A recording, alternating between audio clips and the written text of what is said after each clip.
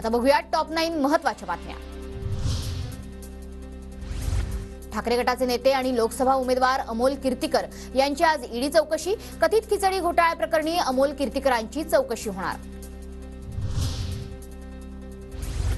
माजी खासदार संजय निरुपम यांची आज पत्रकार परिषद। संजय निरुपम आज कोणते खुलासे करणार याकडे लक्ष, तर निरुपम शिंदे गटात प्रवेश करणार असल्याच्या चर्चा। महायुतीच्या उमेदवार सुनेत्रा पवार आज पुरंदर तालुक्याच्या दौऱ्यावर।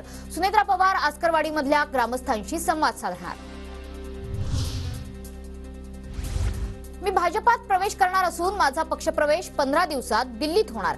एकनाथ खडसेंचं भाजप प्रवेशावर स्पष्टीकरण। एकनाथ खडसेंची राज्यपाल म्हणून वर्णी लागण्याची ही शक्यता।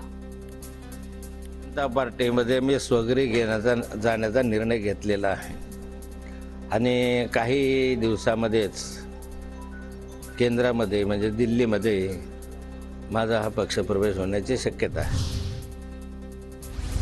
मी शरद पवारांचा नेहमीच ऋणी राहीन। शरद पवारांनी संकट काळात मदत केली, एकनाथ खडसेंचं वक्तव्य। त्यांनी मला हात दिला हे खरे आहे, मी त्यांचा ऋणी आहे। ती परिस्थिती माननीय प्रदेशाध्यक्ष जयंतराव पाटलांच्या यांच्या कानावर मी घातली आणि त्यांच्याकडून अनुकूलता प्राप्त केल्यानंतरच मी भारतीय जनता पार्टीमध्ये प्रवेश करण्याचा निर्णय घेतला। एकनाथ खडसेंकडे त्यांच्या गावचीही ग्रामपंचायत नाही। विजलेल्या दिव्याबाबत का बोलता? खडसेंच्या हॉटलाईन केंद्रात गिरीश महाजनांची एकनाथ खडसेंवर टीका। म्हणजे सुद्धा 7 लोकांची त्याच्याकडे आता नाहीये। मला वाटतं जो दिवा विजलेला आहे त्याच्याबद्दल तुम्ही एवढं का बोलतायत मला कळत नाहीये। आता मी ते सांगतोय की त्यांचं डायरेक्ट हॉटलाईन केंद्रात आहे बाबा, आमच्यासारख्या छोट्या कार्यकर्त्यांना माहित नाही।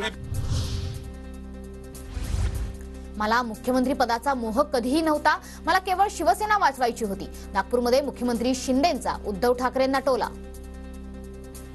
मुख्यमंत्री पदाचा मोह नव्हता आणि नाही, मला एवढंच आहे की शिवसेना वाचवायची होती, धनुष्यबाण वाचवायचा होता, यासाठी हा निर्णय आणि हा उठाव आम्ही केला।